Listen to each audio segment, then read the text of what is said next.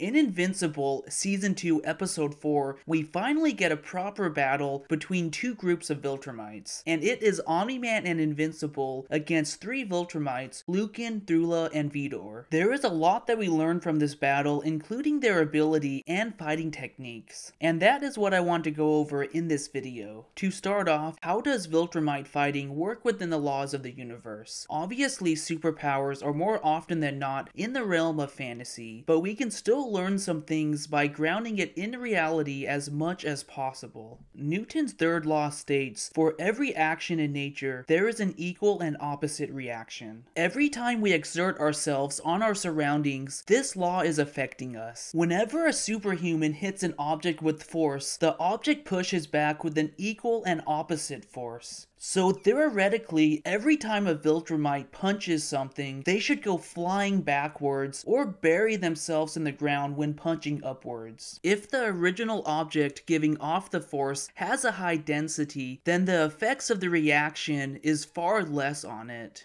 To imagine this, picture dropping a bowling ball and a bouncy ball of the same size on the floor. One of them will have a much larger reaction and pushback. This same concept could be applied to the Viltrumites. If they had an extremely high density, then they could punch objects and not fly backwards as a result of the opposite reaction. However, Viltrumites have pretty much the same density as humans do, which means the Viltrumites are using their flying ability to stabilize their positions, which just goes to show how strong this ability is. It can withstand the force of a full-strength Viltrumite punch, and no doubt is being used with every hit or kick throughout their battles to make sure that they don't just fly away from each other every time they physically hit. A normal human strength level is not able to punch through or slash another human. Our durability is beyond our strength to do this. Viltrumites, however, have the balance more heavy in their strength. They are insanely durable, but even more strong.